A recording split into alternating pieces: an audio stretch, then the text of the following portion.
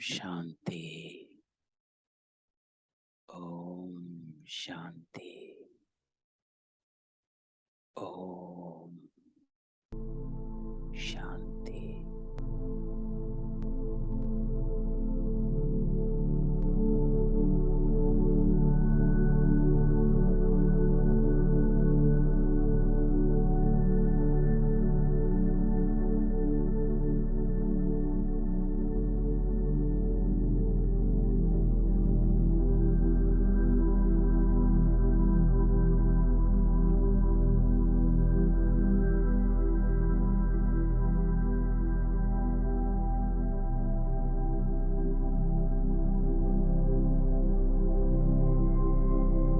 सारा ध्यान समेत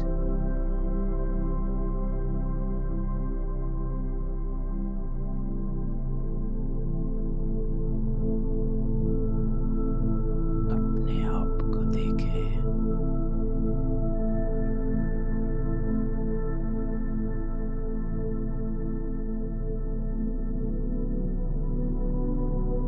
अपनी पहचान से अपनी स्थिति को बनाना है।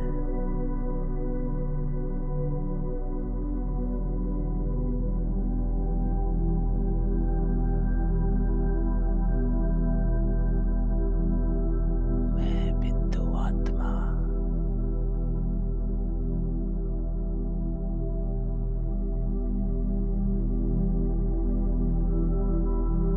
सारे सृष्टि चक्र में चारों युगों में सभी वर्णों में अपने आप को देख।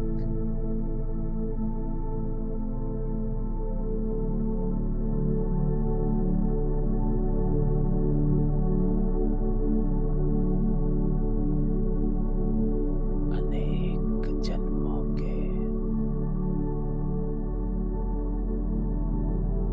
इस जन्म को देख।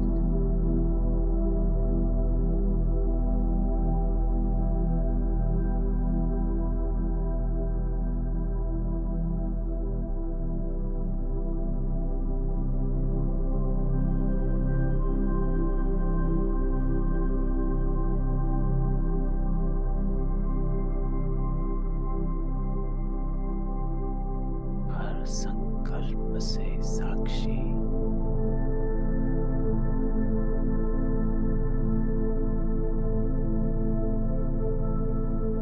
इस देह से साक्षी हर संबंध से साक्षी हो जा।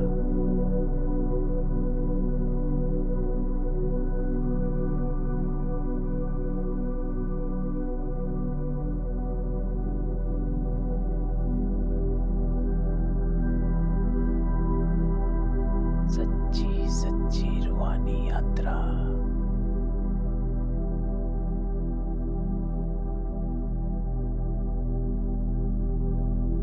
मैं आत्मा ईश्वरीय संतान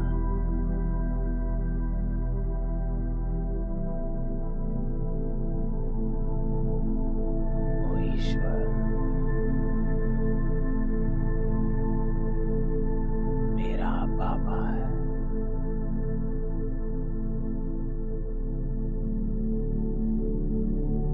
ज्ञान का सागर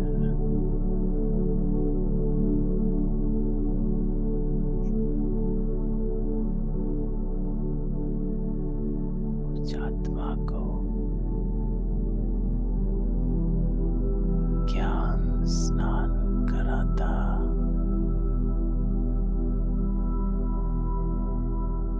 मुझे पावन बनाता।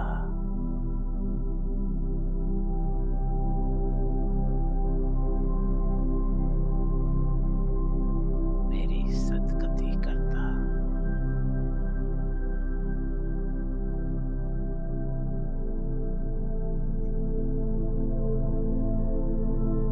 तो अपने आप को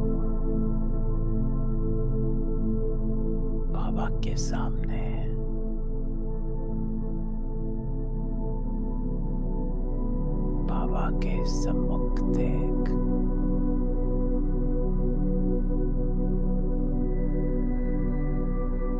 वो सामने बैठ।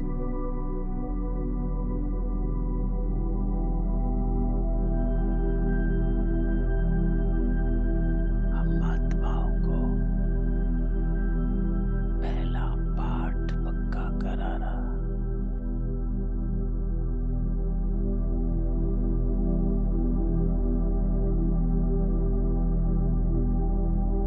रूहानी बाबा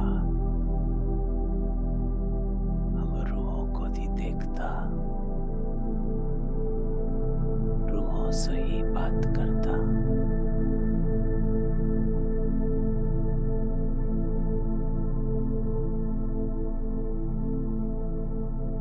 पावन बना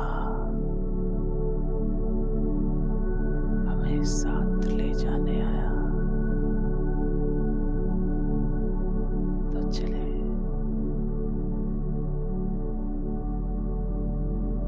अपनी पहचान से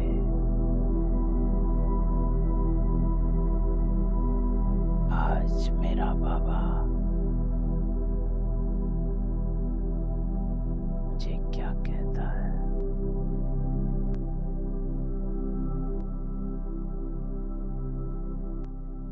ओम शांति।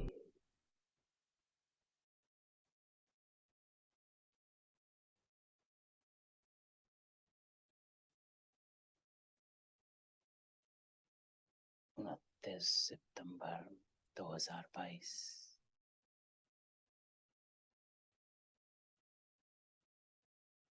बाबा कहता है, मीठे बच्चे तुम गॉडली स्टूडेंट हो। तुम्हें किसी भी हालत में एक दिन भी पढ़ाई मिस नहीं कर। पढ़ेंगे लिखेंगे तो बनेंगे नवाब,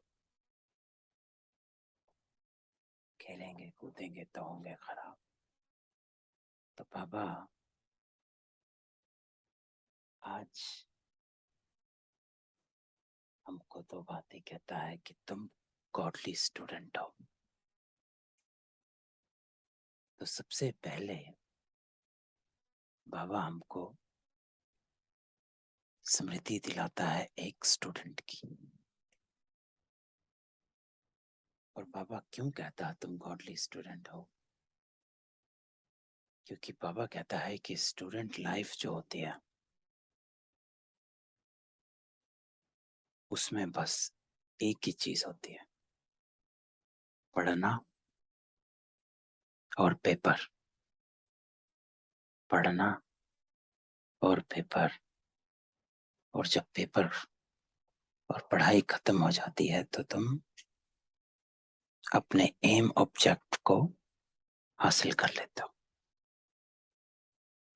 तो बाबा कहता है कि तुम्हारी गॉडली स्टूडेंट लाइफ है।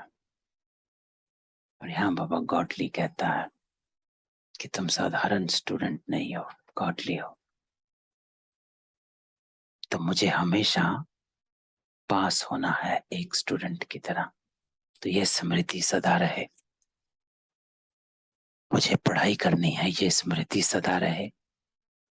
और मुझे हर पेपर में पास होना है, ये स्मृति सदा रहे। और जो स्टूडेंट लाइफ होती है वो बैराग की लाइफ होती है।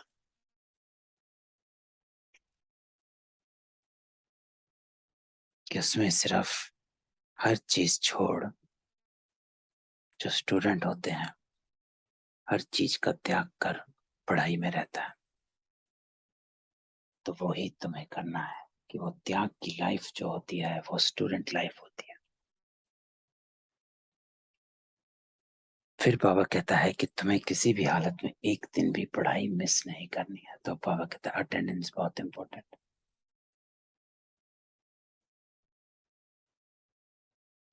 क्योंकि हर दिन बाबा एक शिक्षा देता है, श्रीमत देता है। और उस दिन की श्रीमत अगर मिस हो जाए तो उस दिन के कर्म विक्रम बन जाए। तो बाबा कहता है किसी भी हालत में पढ़ाई मिस नहीं करनी है, क्योंकि पढ़ाई मिस हो गई तो श्रीमत मिस हो गई। तो फिर बाबा कहता है पढ़ेंगे लिखेंगे तो बनेंगे नवाब। अर्थात जितना हम बाबा के साथ बाबा की शिक्षाओं में अपने आप को रमण रखेंगे, उतना हमारा ऊंच पद मिलेगा। प्रश्न, तो बाबा कहता है जिन बच्चों का मुरली पर पूरा अटेंशन है उनकी निशानी क्या होगी? तो आज की मुरली पढ़ा। तो बाबा कहता है जो अटेंशन देकर रोज मुरली सुनते हैं वे अच्छी तरह से जानते हैं बाप कौन है और क्या है। क्योंकि बाप के माँ वाक्य है कि मैं जो हूं जैसा हूं मुझे फोटो में कोई ही पहचानते हैं। मैं जो हूं जैसा हूं, तो जो हूं में आ जाता है नाम रूप देश काल कर्तव्य पहचान, और जैसा हूं में आ जाता है संस्कारों का, ईश्वरीय गुणों का, रहम दिल, शांति का सागर, ज्ञान का सागर।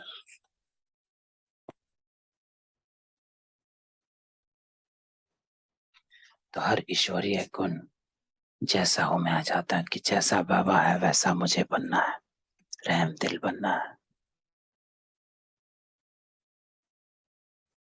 शांति दूत आत्माएं हैं। तो बाबा कहता है अगर पढ़ाई में अटेंशन नहीं तो बुद्धि में बैठ नहीं सकता कि ये श्रीमत हमें भगवान दे रहा है।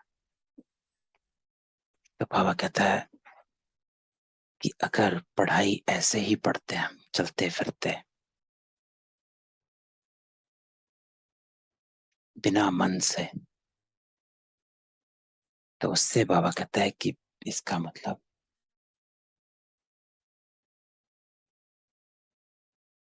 ये नहीं बुद्धि में बैठा, अर्थात ये निश्चय नहीं है कि श्रीमत हमें भगवान दे रहा है। जो संडे को बाबा ने कहा था पहला निश्चय भगवान का निश्चय है कि श्रीमत हमें भगवान दे रहा है, वह सुना अनसुना कर देंगे। तो सुना अनसुना करने का अर्थ बाबा कहता है कि आज श्रीमत बाबा ने कही कि बच्चे मीठा बोलना है, लेकिन जब हम दिनचर्या में चले जाते हैं तो भूल जाते हैं और क्रोध कर बैठते हैं। तो वो बाबा कहता है वह सुना अनसुना कर देंगे, क्योंकि उनको ये पहचान नहीं है कि ये श्रीमत हमें कौन दे रहा है। इसको बाबा कहता है नंबरवार मुझे जानते हैं, मुझे पहचानते हैं। तो उससे बाबा कहता है उनकी बुद्धि का ताला बंद हो जाता है, वह बाप के फरमान पर नहीं चल सकते हैं। तो आज बाबा ने 4 बातें कही कि अगर जो अटेंशन देकर मुरली सुनते हैं वो बाबा को पहचानते हैं, जो है जैसा है निश्चय, और वो बाप समान बनने की आस रखते हैं, पुरुषार्थ करते हैं। और जो अटेंशन नहीं रखते हैं वो सुना अनसुना कर देते हैं, उनका बुद्धि का ताला बंद हो जाता है।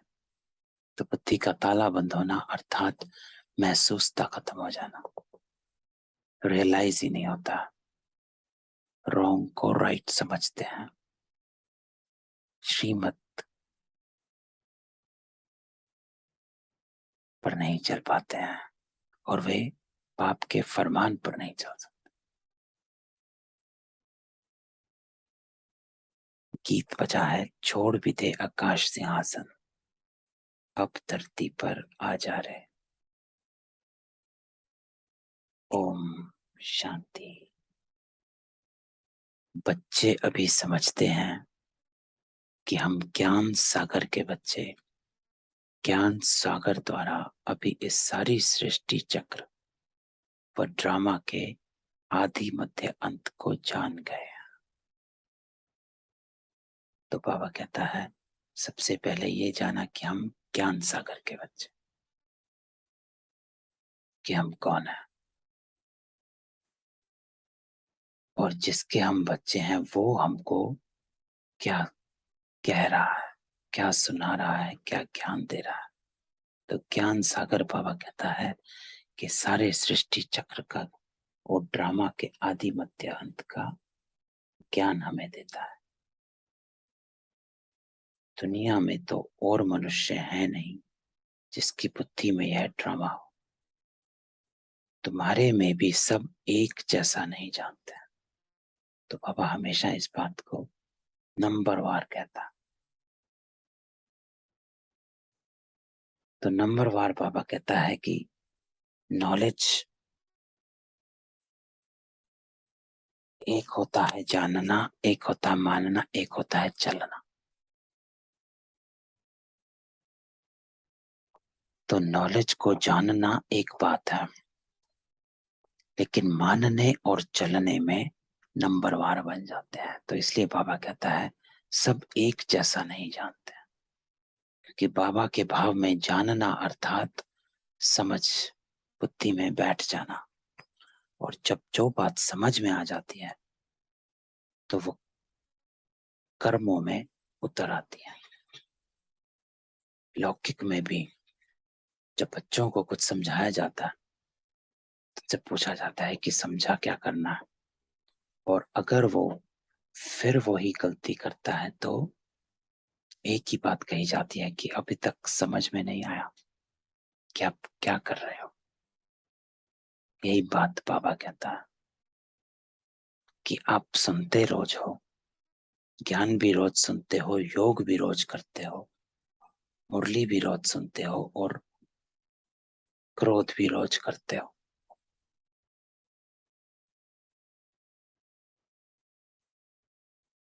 तो इसको बाबा कहता है कि अभी तक समझ में नहीं आया।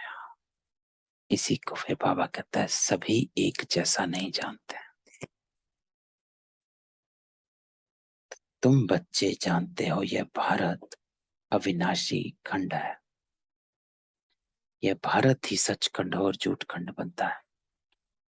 सचखंड को स्वर्ग, झूठ खंड को नरक कहा जाता है। यहाँ कई बच्चे समझते हैं यह ज्ञान तो हम रोज सुनते हैं, कोई नई बात थोड़ी है। नॉलेज को पूरा धारण नहीं करते। तो यहाँ बाबा धारणा की बात करता है। सुनना अर्थात धारण करना। सिर्फ पढ़ना और सुनना, लिसनिंग एंड रीडिंग, उससे आचरण में नहीं आता है।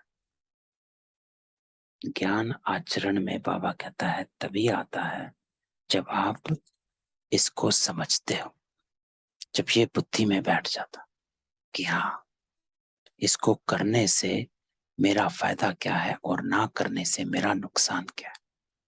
जब इस बात की समझ आ जाती है तब नॉलेज की धारणा हो जाती है। तो बाबा कहता है कि यहाँ कई बच्चे समझते हैं यह ज्ञान तो हम रोज सुनते हैं, कोई नई बात थोड़ी है। नॉलेज को पूरा धारण नहीं करते। तुम गॉडली स्टूडेंट हो। अब बाबा कहता है कि तुम क्या हो, गॉडली स्टूडेंट। पढ़ाई एक दिन भी मिस नहीं करना है। यही पढ़ाई वैल्यूएबल है। भल कोई बीमार भी हो, वह यहाँ आकर बैठे तो माँ वाक्य तो सुनेंगे ना। सुनते सुनते प्राण शरीर से निकले तो कितनी ना शफा मिल जाए। तो आज बाबा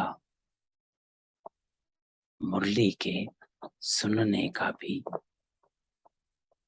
उसका भी फल जो होता है बाबा कहता है वो भी इतना उत्तम है, ऊंच है। तो बाबा कहता ये है बड़ा हॉस्पिटल। रात दिन पढ़ाई का बहुत शौक होना चाहिए। माता पिता को भी रात दिन शौक है ना, भगवान तुम्हें पढ़ाते हैं। भगवान उवाच, हे बच्चे, तुम अच्छी रीति समझते हो ना? तो कहेंगे ये पढ़ाई 5000 वर्ष पहले भी लगी थी। तो बाबा कहता है बच्चे, तुम अच्छी रीति समझते हो। तो समझ अर्थात बुद्धि, बुद्धि में धारणा। तो सिर्फ पढ़ना और सुनना नहीं है, समझना है। तो बाबा कहता है हे बच्चे, तुम अच्छी रीति समझते हो ना? फिर बाबा कहता तुम तो कहेंगे लड़ाई 5000 वर्ष पहले भी लगी थी। कौन सी लड़ाई? तो बाबा किस लड़ाई की बात करता है? कि हमारे ही संस्कारों से लड़ाई, हमारे ही विकारों से लड़ाई। तो गीता में भी कहा है आत्मा आप ही अपना दुश्मन है और अपना ही मित्र है। तो अवगुण भी आत्मा में भरे हैं और गुण भी आत्मा में ही भरे हैं।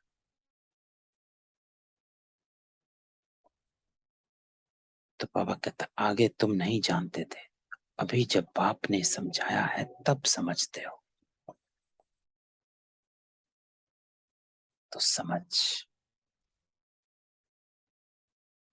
अर्थात धारण कर लेना, जानना, मानना, चलना। अवेयरनेस, फिर एक्सेप्टेंस। पहले जानो, अंधविश्वास नहीं। इसलिए बाबा कहता है कि जानो, अच्छे तरीके से समझो, लॉजिक समझो कि क्या करना है और क्यों करना है। क्यों मुझे मीठा बोलना है? मैं क्यों मीठा बोलूं जब सामने वाला कड़वा बोलता है? तो बाबा कहता है इस बात को समझना है कि मैं क्यों बोलूं। तो जब अपने आप को पहचानोगे तो मैं क्यों का आंसर आ जाता है। जब बाबा को पहचानोगे तो मैं क्यों का आंसर आ जाता है। तो अपनी पहचान में भी बाबा कहते हैं नंबरवार बन जाते हो और बाबा की पहचान में भी नंबरवार बन जाते हो। तो बस एक प्रश्न बाबा कहता अपने से पूछना है,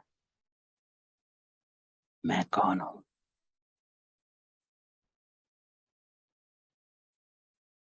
तब आपकी धारणा इमर्ज हो जाती है। तो बाबा कहता है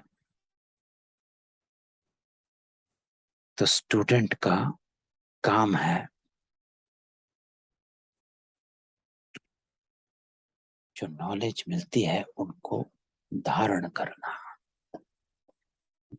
सिर्फ सुनना नहीं। एक कान से सुनना दूसरे से निकालना वो नहीं है। तो क्लास में कुछ बच्चे होते हैं जो क्लास में तो बैठे हैं लेकिन नहीं बैठे, जिन्हें लास्ट बेंचर्स कहा जाता है। वो हैं भी और नहीं भी।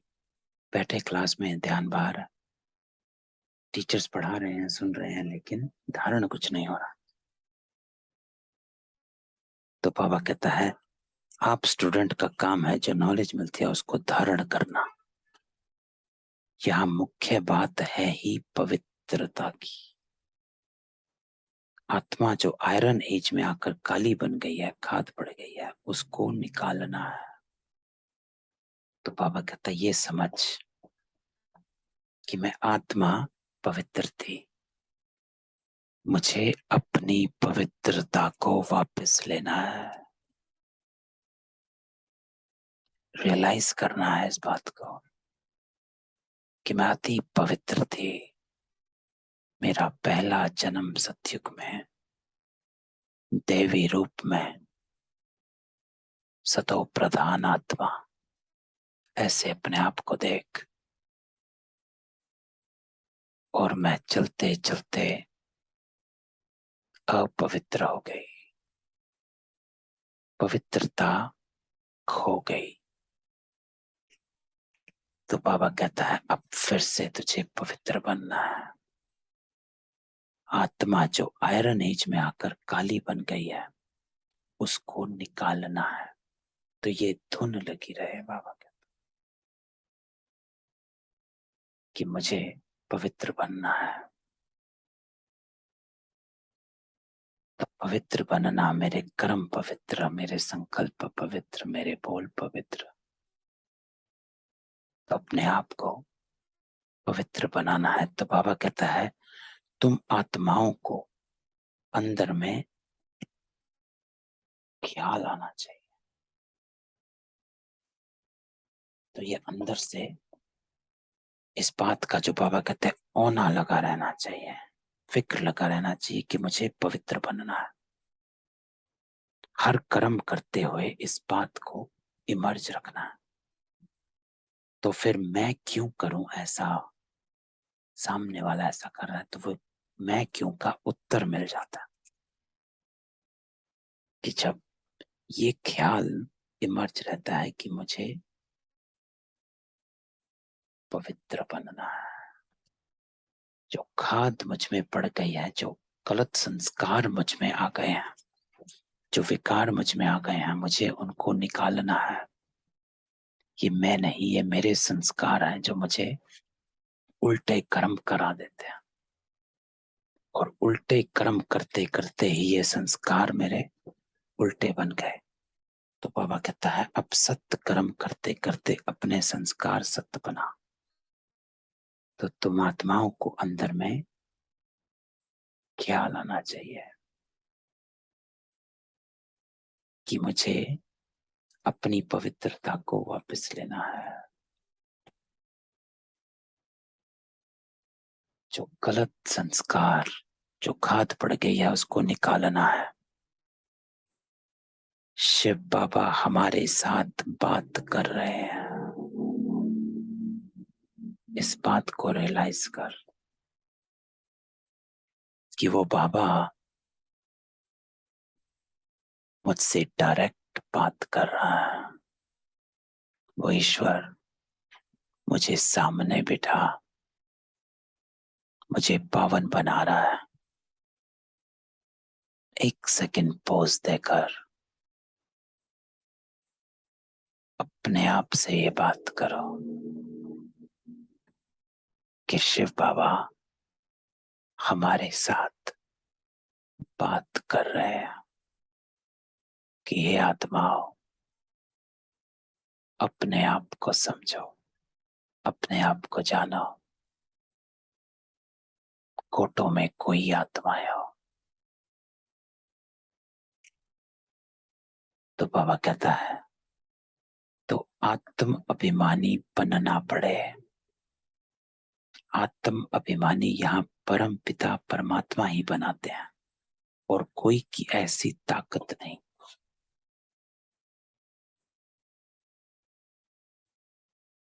जो ऐसे आत्म अभिमानी बन बैठ कर समझाए।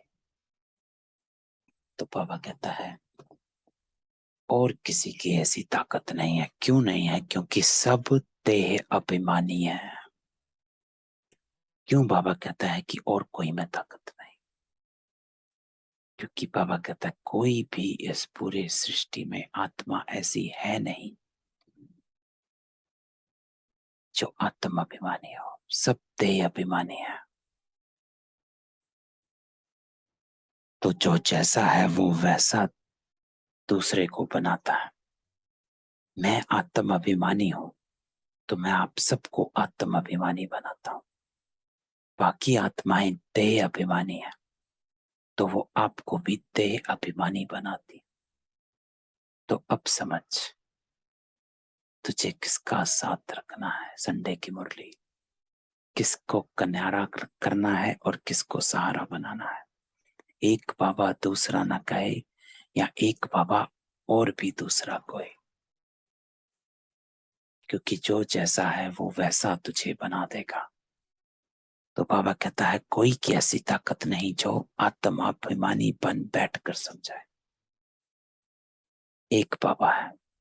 तो बाबा कहते हैं भल कहते हैं हम ईश्वर हैं, फलाना है।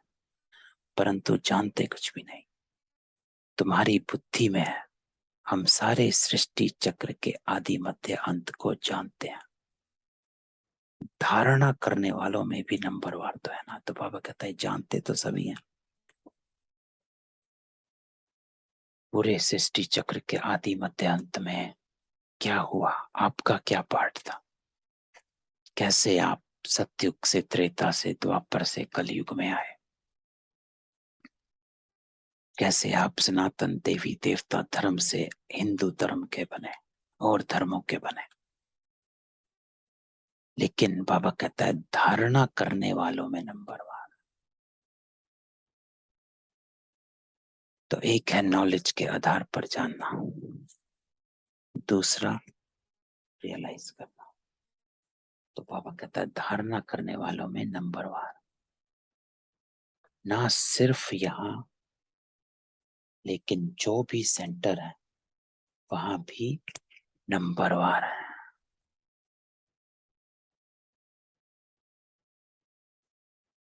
स्टूडेंट कभी एक समान नहीं होते।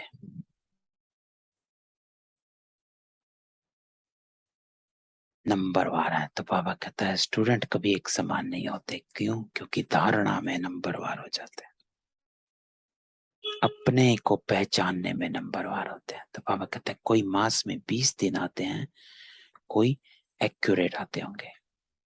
भल कोई कहाँ भी जाते हैं, परंतु वहां भी रेगुलर पढ़ना है। तो बाबा कहता है कहीं भी हो, कहाँ भी जाओ, दुनिया के किसी कोने में भी हो, लेकिन मुरली मिस नहीं करनी है। अगर मुरली नहीं पढ़ते हैं बाबा कहते हैं तो एब्सेंट डाली जाती है। अगर मुरली जाती है, पढ़ते हैं तो एब्सेंट नहीं कहेंगे। और कोई स्कूलों में ऐसे नहीं होता। तो बाबा कहता है ये गॉडली यूनिवर्सिटी है, यहाँ पर कहीं भी हो मुरली पढ़नी जरूरी है। चाहे कहीं हो, मुरली हर जगह मिलती है, तो वो नहीं छोड़ना। तो बाबा कहता है यहाँ बाहर जाने से उनको कुछ ना कुछ पढ़ने के लिए देंगे। अगर कोई हॉस्पिटल में है, वहां भी जाए, तुम उनको मुरली सुना सकते हो। यह मोस्ट वैल्यूएबल नॉलेज है। यह तो जानते हैं जितने अभी पास होंगे उतने कल्प कल्पांतर पास होंगे। तो बाबा दूसरी बात भी कहता है कि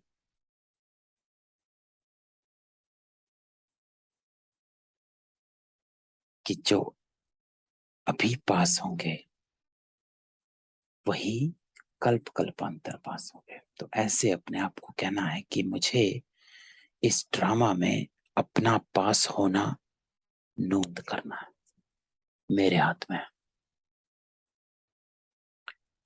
तो इस बात को मैं यूज करता हूं अपनी धारणा में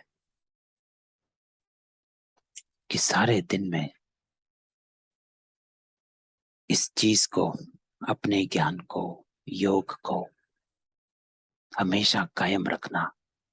क्योंकि मुझे लगता है कि आज अगर मेरा योग मिस हो गया, ज्ञान मिस हुआ, तो सिर्फ आज मिस नहीं हुआ, हर कल्प में आज के दिन मैं मिस करूंगा। तो ये एक दिन का अमृत वेला मिस नहीं है, हर कल्प का अमृत वेला मिस हो गया। तो ऐसे अपने आप को कहकर फिर अमृत वेला बैठ जाते और हर कल्प में उसको नोट कर लेते हैं। तो बाबा कहता है कल्प कल्पांतर के लिए पास होंगे। तो एक दिन गुस्सा नहीं किया, हर कल्प में आज के दिन गुस्सा किया। एक दिन फेल नहीं हुआ, हर कल्प में मैं आज के दिन फेल हुआ। तो ऐसे अपने से बात कर सदा पास होने की बात करनी। तो बाबा कहता है जो अभी पास होंगे उतने कल्प कल्पांतर पास होंगे। ये सिर्फ आज की बात नहीं है, हर कल्प की बात है। आप अपनी विजय हर कल्प के लिए नोट कर लेते हो। तो बाबा कहता है ये बड़ी बड़ी भारी पढ़ाई है, इसमें बड़ा अटेंशन चाहिए, है ना। तो ऐसे अटेंशन चाहिए कि सिर्फ आज की बात नहीं है, ये कल्प कल्प की बात है।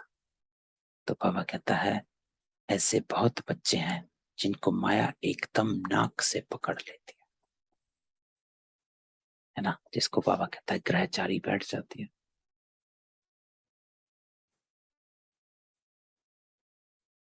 तो बाबा कहता फिर भी याद नहीं रहता कि मैं गॉड फादरली स्टूडेंट हूं। गाया भी जाता है गज को ग्राह ने खाया, यहाँ की बात है। कुसंग मिलने से खाना आबाद होने के बदले बर्बाद हो जाता है। तो अब बाबा कहता है किसके संग में बैठे हो।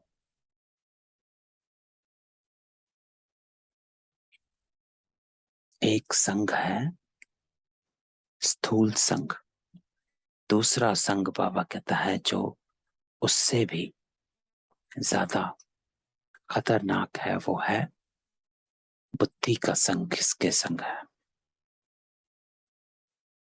व्यर्थ, 5 व्यर्थ जो बाबा ने संडे को बताए थे कि या तो उन 5 व्यर्थों का संग करते हो या बाबा का संग करते हो। किसका संग करते हो? तो बाबा कहता है कुसंग मिलने से खाना आबाद होने से के बदले बर्बाद हो जाता है। बहुत थोड़े हैं जो अटेंशन से पढ़ते हैं। बाप कहते हैं मैं जो हूं जैसा हूं, विरला कोई मुझे समझ सकते हैं। अनपढ़ बच्चों को कोई बात कहो तो एक कान से सुन दूसरे से निकाल देते हैं। तो यहाँ बाबा डिफरेंशिएट करता है, सेपरेट करता है उन बच्चों को जो सीरियस हैं, समझदार हैं, और उन बच्चों को जो बस क्लास में बैठे हैं नापास होने के लिए। तो बाबा कहते हैं अनपढ़ बच्चे एक कान से सुन दूसरे से निकाल देते हैं। तो आज बाबा उन बच्चों को टाइटल भी देता है कि अनपढ़ बच्चे हैं। बाबा के बच्चे हैं, क्लास में बैठे हैं, लेकिन अगर एक कान से सुन दूसरे से निकाला तो अनपढ़ हुआ। और एक कान से सुन दूसरे से निकालने का अर्थ बाबा कहते हैं कि बाबा ने कहा है क्या करना है लेकिन फिर भी कर दिया, उसको कहा जाता है सुना अनसुना कर देना। कि जानते हुए भी विक्रम कर लेना, गलती कर लेना।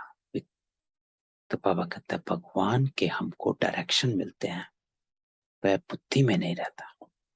सबसे इंपॉर्टेंट बात, एक कान से सुन दूसरे से निकालना, कि जो बाबा ने कहा वो बुद्धि में नहीं रहा।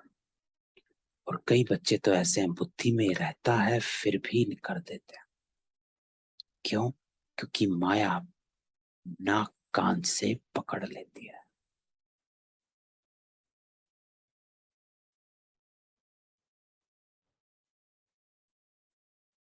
तो नाक कान से पकड़ लेना अर्थात कुछ भी सुनना बंद, इसको कहते हैं कान से पकड़ना। और नाक से पकड़ना अर्थात सांस आना खत्म, कुछ भी समझ नहीं आना। तो इसको बाबा कहता है भगवान के जो हमको मिलते हैं डायरेक्शन, वह बुद्धि में नहीं रहता। फिर दूसरी बात बाबा को होता है पूरा योग ना होने कारण माया बुद्धि को ताला लगा देती है। तो ज्ञान और योग, क्या करना है वो बुद्धि में होना चाहिए, ज्ञान। और उस करने के लिए हिम्मत, आत्मा में शक्ति, वो आती है योग से। तो योग ना होने कारण माया बुद्धि को ताला लगा देती है, क्योंकि आत्मा शक्तिहीन हो जाती है। और जब आत्मा शक्तिहीन हो जाती है तो समझ खत्म और विक्रम हो जाता। तो आज बाबा कहता है कि बच्चे क्या करना क्या है।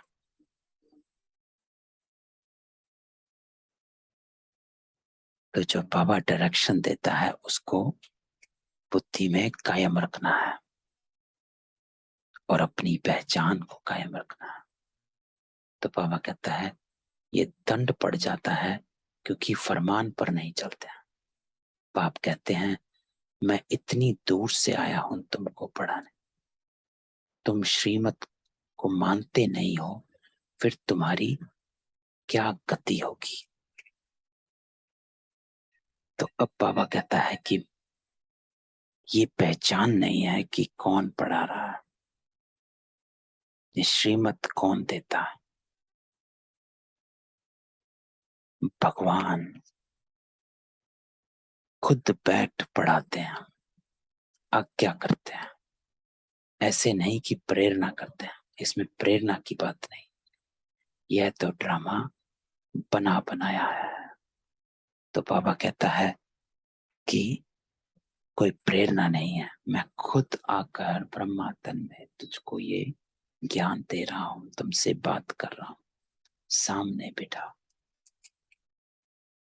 रूहानी बाबा, हम रूहों से बात करते हैं।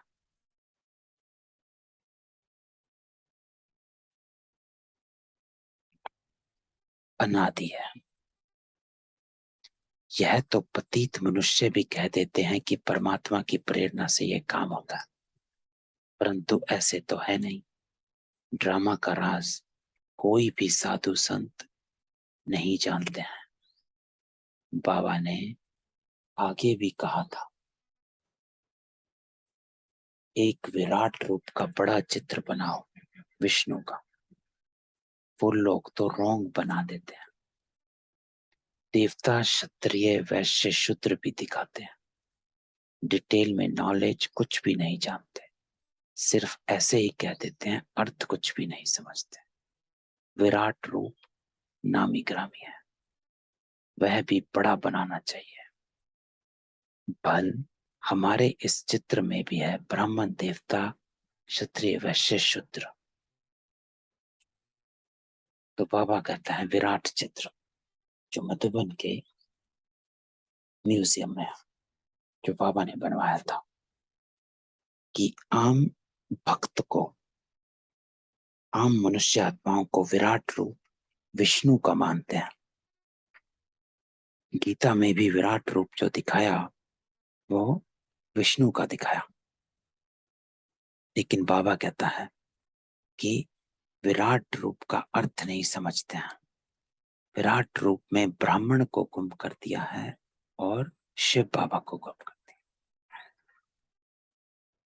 तो विराट रूप का जब चित्र बनाए जो मधुबन के म्यूजियम में है, उसमें ब्राह्मण चोटी दिखाया गया है और शिव बाबा भी दिखाया गया। तो बाबा कहता है परंतु बाप कहते हैं कि विष्णु का चित्र बनाना चाहिए, ऊपर में चोटी में भी देनी चाहिए, शिव बाबा भी ऊपर में देना चाहिए, स्टार माफिक है। फिर ब्राह्मणों की चोटी, अंग्रेजी में भी लिखो, यह बीके ब्राह्मण वर्ण है एक जन्म। तो बाबा कहता है कि विराट रूप का अर्थ यथार्थ एक्यूरेट जानना है कि विराट रूप है किसका। और गीता में भी जो विराट रूप का वर्णन है वो भी अधूरा, उसमें ब्राह्मण को मिस किया और शिव बाबा को मिस किया। तो बाबा कहता है एक्यूरेट उसको जानना है, क्योंकि चोटी आप ब्राह्मण हो। तो इसलिए बाबा कहता है अंग्रेजी में लिखो, यह बीके ब्राह्मण वर्ण है एक जन्म, यह है मोस्ट वैल्यूएबल जन्म।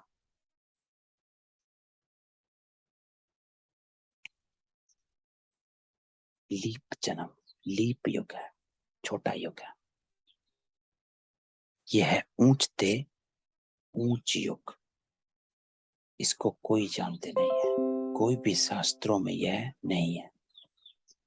तो पतित पावन बाप को बुलाते हैं तो इसका मतलब कलयुग का अंत है ना, संगम युग का तो किसको पता नहीं है। बाप कहते हैं यह भी समझाओ, ब्राह्मण जन्म एक जन्म, फिर देवता इतने जन्म और इतना समय। तुम क्रिश्चियन का भी दिखाते हो 2000 वर्षों के, फिर सबका पार्ट पूरा होता है। तो यह क्लियर लिखना चाहिए, ब्राह्मण वर्ण, देवता वर्ण, फिर क्षत्रिय वर्ण, राम राज्य। तो बाबा कहता है मैं 3 धर्मों की स्थापना करता हूँ, ब्राह्मण, देवता, क्षत्रिय।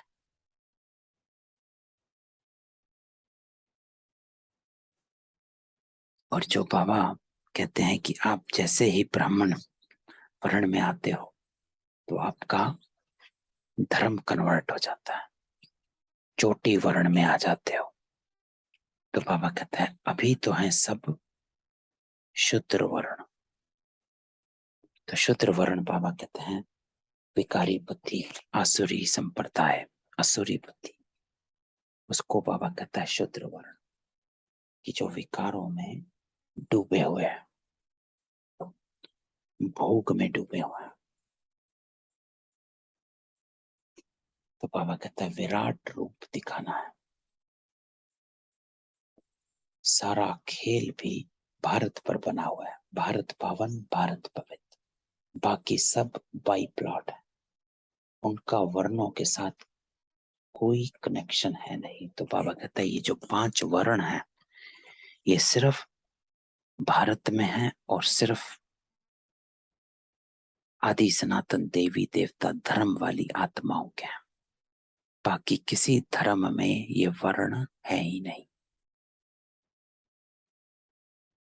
एक ही धर्म है जिसके ये 5 वर्ण है। तो बाबा कहता है बाकी धर्मों का, बाकी सब धर्म जो है वो बाई प्लॉट है,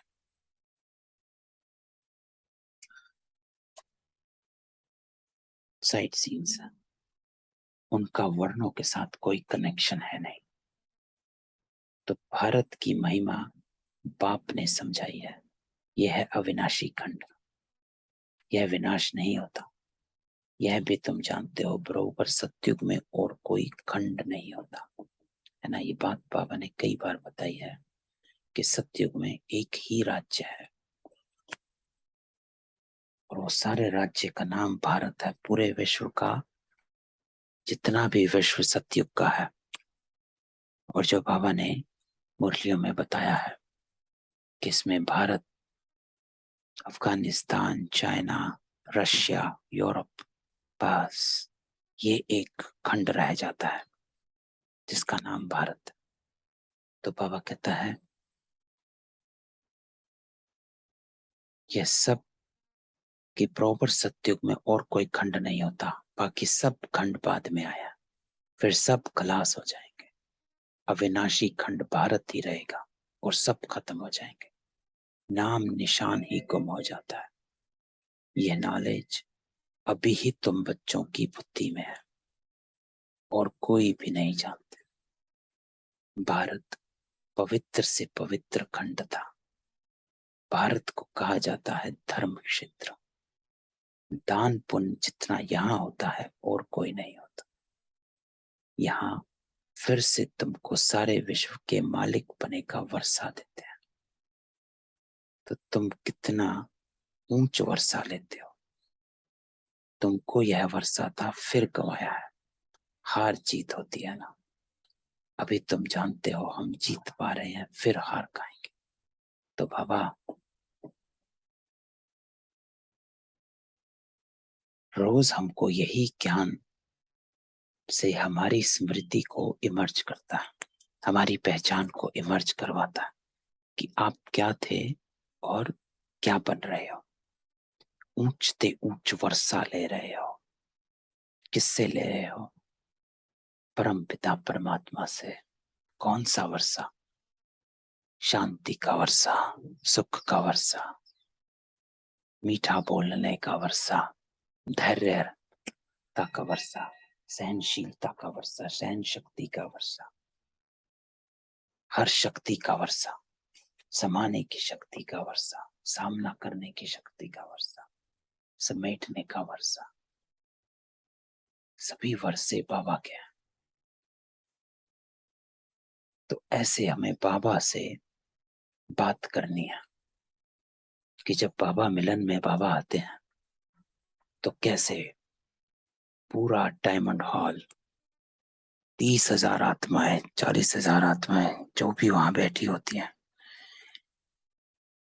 बाबा के आने से पहले कितनी चुरपुर हो रही होती है, शोर ही शोर। कोई आ रहा है, कोई जा रहा है, इधर बैठा है, उधर बैठा है, खड़ा हो रहा है, बैठ रहा है, मोबाइल देख रहा है, ये कर रहा है, वो कर रहा है। जैसे ही बाबा आते हैं एकदम शांत,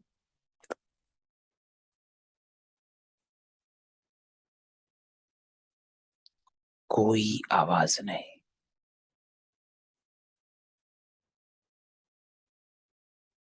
तो ये वर्षा मुझे बाबा से लेना, शांति का वर्षा, कि कैसे बाबा के आने से हर आत्मा शांत हो जाती है, एकाग्र हो जाती है।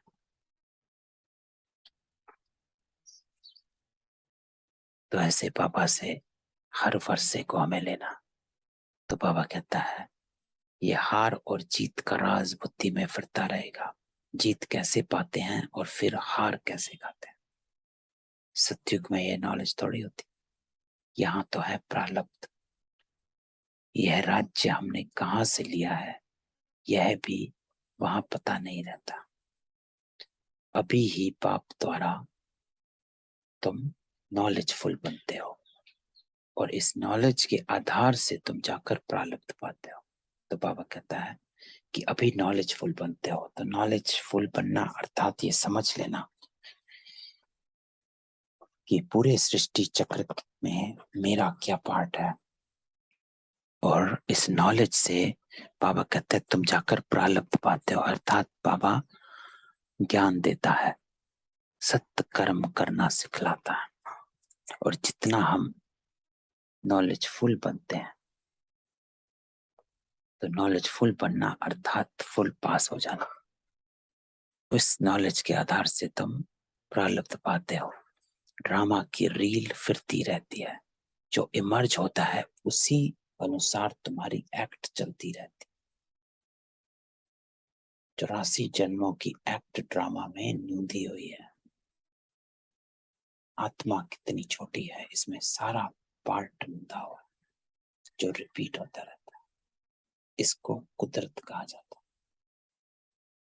इस कुदरत को कोई नहीं जानते कि इतनी छोटी आत्मा में कितना पार्ट है जो कभी विनाश नहीं हो सकता। इन साइंस वालों की बुद्धि अपने विनाश का प्रबंध कर रही है।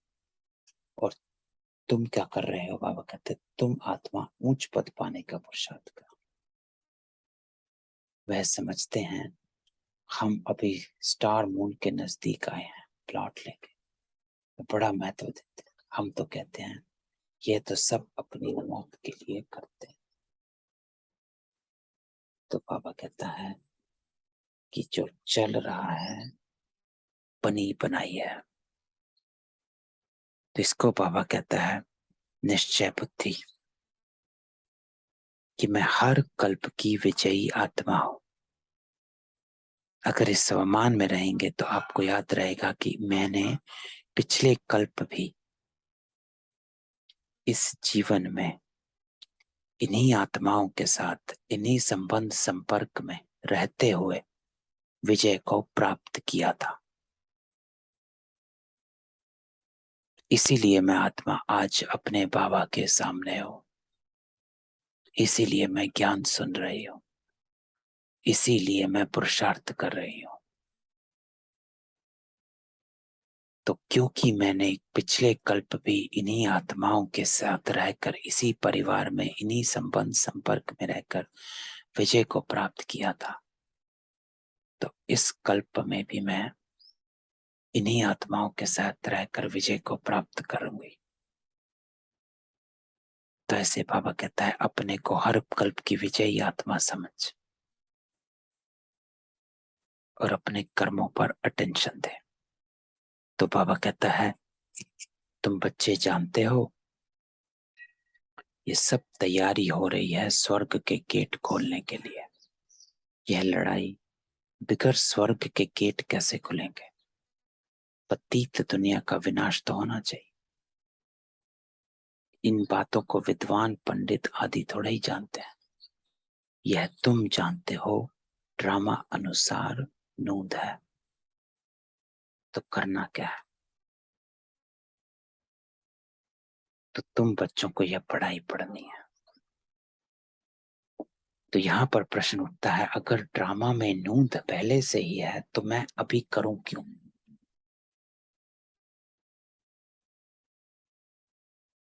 ड्रामा में होगा तो आप ही करा लेगा। तो इसका उत्तर बाबा ने एक बार बड़ा दिलचस्प दिया था।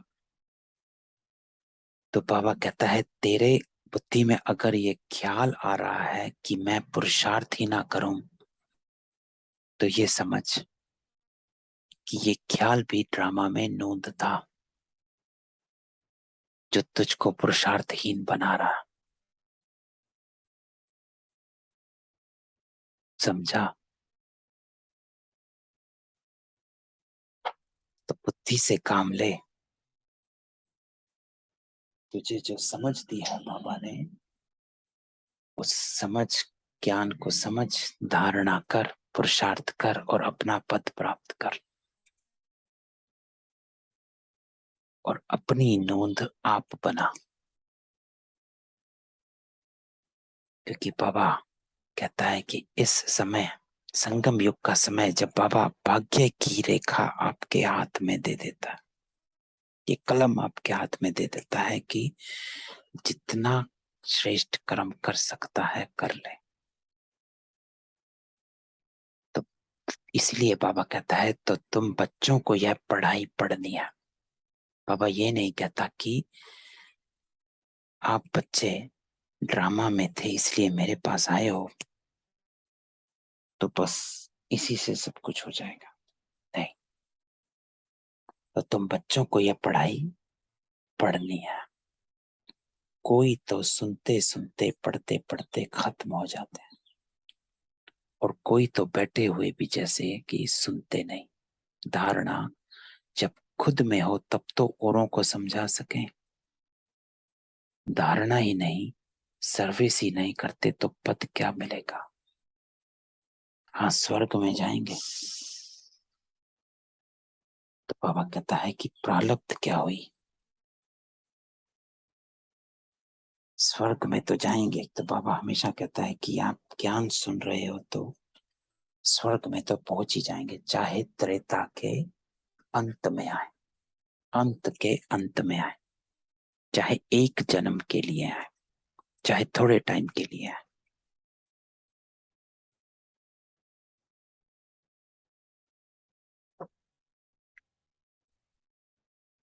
है ना?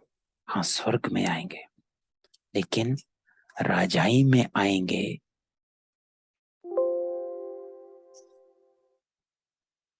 परंतु सब तो राजा नहीं बनेंगे ना। तो पढ़ेंगे लिखेंगे होंगे नवाब, और जो नहीं पढ़ेंगे पढ़ाएंगे तो भरी ढोनी पड़ेगी। तो भरी ढोना अर्थात मजदूरी करना। तो बाबा कहता है भरी ढोनी पड़ेगी, अर्थात प्रजा में आएंगे, दास दासी बनेंगे। यह तो होना ही है, जाकर चाकरी करेंगे। राजाई में आएंगे परंतु चाकरी करेंगे। प्रजा तो ढेर बनती जाती है, लाखों की अंदाज में बनती, उनके भी तो नौकर चाकर होंगे ना। प्रदर्शनी में तो बहुत सुनेंगे, कुछ ना कुछ बुद्धि में बैठेगा। आएंगे भी वही जो स्वर्ग में रहने वाले होंगे। सन्यास धर्म वाले थोड़े ही आएंगे। तो जो थोड़ा बहुत सुनेंगे वह तो प्रजा में आ ही जाएंगे। योग तो लगाते नहीं, विक्रम विनाश हो ना सके तो पद कहाँ से मिले? तो आज बाबा उन बच्चों को देख रहा है जो सिर्फ आते हैं, मुरली सुनते हैं और वापस घर चले जाते हैं और अपने लौकिक कामों में लग जाते हैं। तो उन बच्चों के लिए आज बाबा कहता है कि वो आएंगे स्वर्ग में, लेकिन बड़ी ढोनी पड़ेगी। प्रजा में दास दासियों का काम करेंगे। तो एक सेकंड में चार्ज पे लगाता हूँ।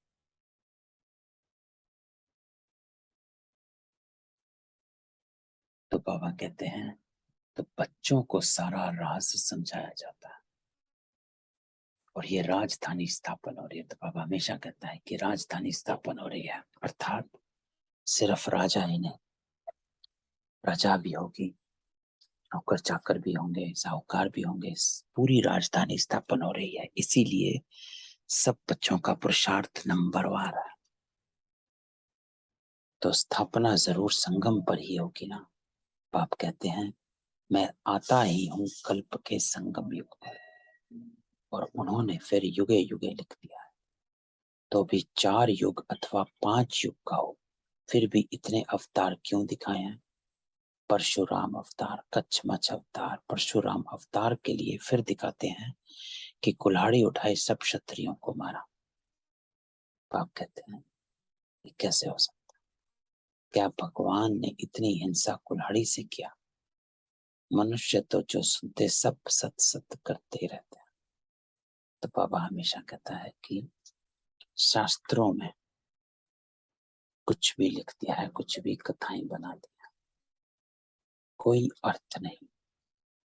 तो बाबा कहता है असत बात को भी सत्य मान लेते हैं।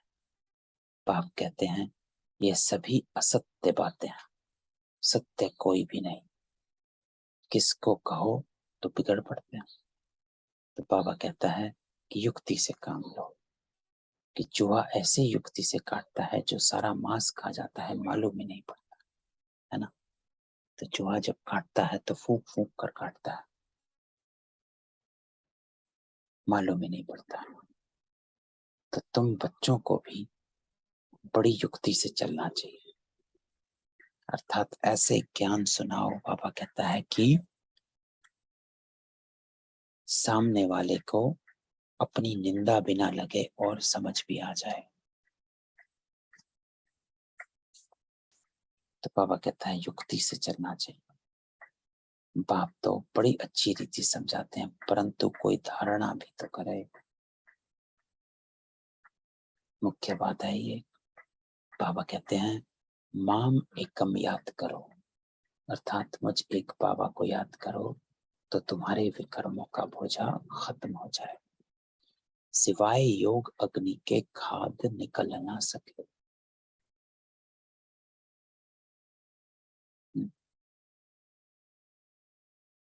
तो योग अग्नि में ही विक्रम विनाश होते हैं।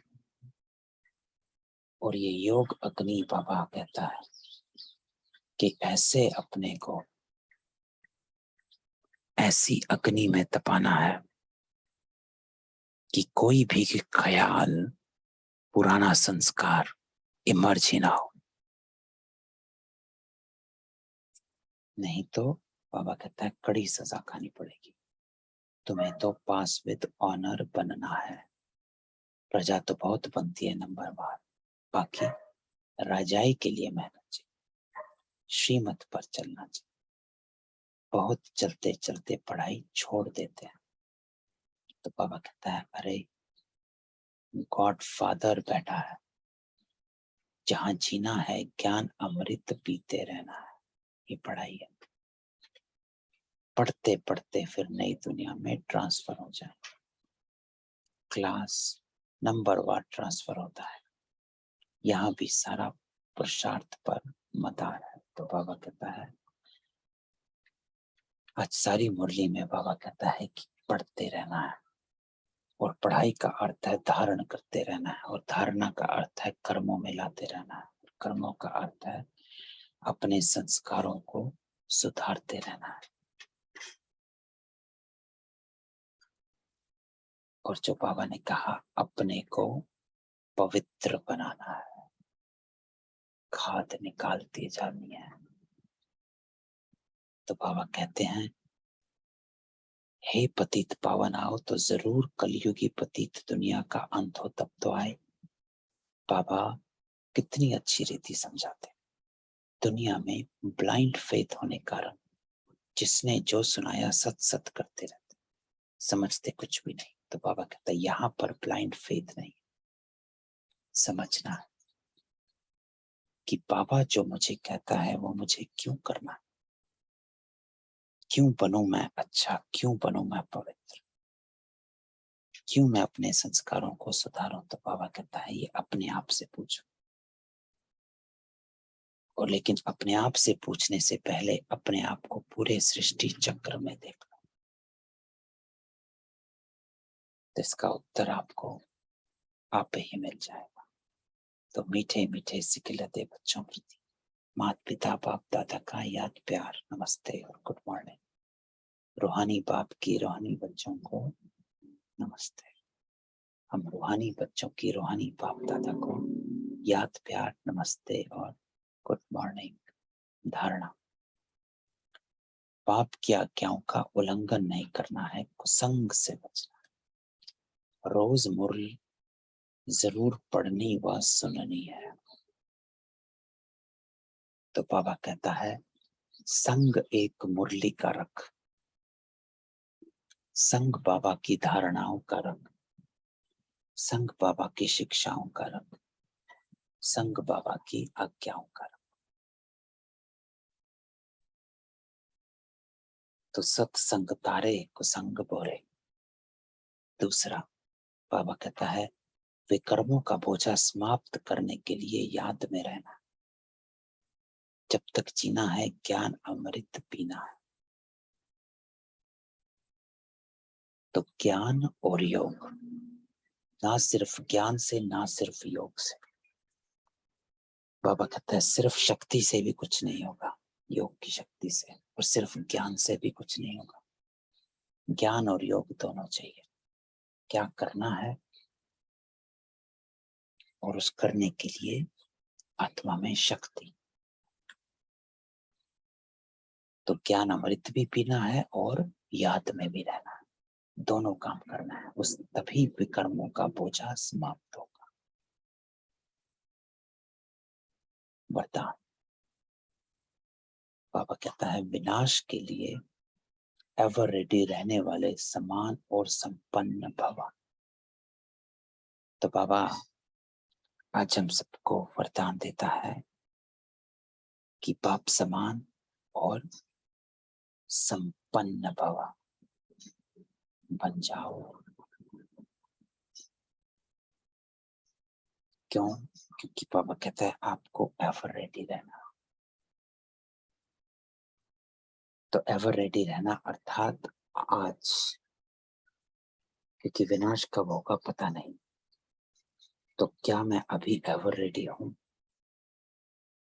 तो बाबा कहता है विनाश के पहले एवर रेडी बनना ही सेफ्टी का साधन है। अगर समय मिलता है तो संगम युग की मौज मनाओ, लेकिन रहो एवर रेडी, क्योंकि फाइनल विनाश की डेट कभी भी पहले मालूम नहीं पड़ेगी, अचानक होना। तो एवर रेडी नहीं होंगे तो धोखा ही जाएगा। इसलिए एवर रेडी रहो। सदा याद रखो कि हम और बाप सदा साथ हैं, और जैसे बाप संपन्न है वैसे साथ रहने वाले भी समान और संपन्न हो जाएंगे। तो समान बनने वाले ही साथ चलेंगे, है ना। जो साथ का होगा, जो समान होगा, वही बाबा कहता है मेरे साथ चलेगा। तो विनाश का समय बाबा कहता है डेट कभी भी मालूम नहीं पड़ेगी। तो देखो जो भी YouTube में आप सुनते हो डेट ईयर्स ये सब, तो बाबा कहता है कुछ भी नहीं है, ये कभी भी मालूम नहीं पड़ेगी, सब अचानक हो जाएगा। तो इसलिए जो 2036 कहते हैं, 35 कहते हैं, 32 कहते हैं, सब बाबा कहता है मैंने कोई डेट नहीं बताई। तो तुम्हारे पास टाइम सिर्फ यही है, 1 सेकंड है। तो हर सेकंड को बाबा कहता है ऐसे समझ कि ये तेरा आखिरी सेकंड है, और वो आखिरी सेकंड समझ करता है करके तुझे श्रेष्ठ कर्म करना है कि विकर्म करना है, तो वो तेरे हाथ में है। इसको बाबा कहता है समान और संपन्न बनना। तो एवर रेडी रहना है, तो याद में रहो और बाबा को साथ रखो। और बाबा साथ तभी रहेगा जब आप साक्षी रहेंगे। तो बाबा कहता है ऐसे समान बन तो साथ चलेगा। स्लोगन, जिनका स्वभाव निर्मल है उनके हर कदम में सफलता समाई हुई है। जिनका स्वभाव निर्मल है, तो निर्मल अर्थात बिना मैल का, अर्थात कोई भी मोटिव जो लौकिक दुनिया में होता है कि कोई ना कोई इनकी अपनी मोटिव है जो हमें हमारे साथ ये ऐसा बिहेवियर कर रहे हैं। अच्छा कर रहे हैं तो भी समझते हैं कि कोई ना कोई बात, बुरा करते हैं तो भी समझते हैं कोई ना कोई बात है। तो बाबा कहता है जिनका स्वभाव निर्मल है अर्थात बिना मैल का, कुछ भी स्वार्थ छुपा हुआ नहीं है, वो सदा सफलता को पाता रहता है। तो ओम शांति। ये थी आज की बाबा की मुरली। तो आज की मुरली बाबा ने मुरली पर चढ़ाई कि मुरली को कभी मिस नहीं करना। और जो बच्चे मुरली को, आज बाबा ने ये भी बताया कि मुरली को पढ़ने का अर्थ क्या है, मुरली को अटेंशन से पढ़ने का अर्थ क्या है, अर्थात धारण करना, समझ जाना, धारणा में लाना, सुना अनसुना नहीं करना। जो बाबा ने कहा वो मानना है और उस पर चलना है। ठीक है, तो मैं सबको अनम्यूट करता हूँ, किसी का कोई क्वेश्चन हो।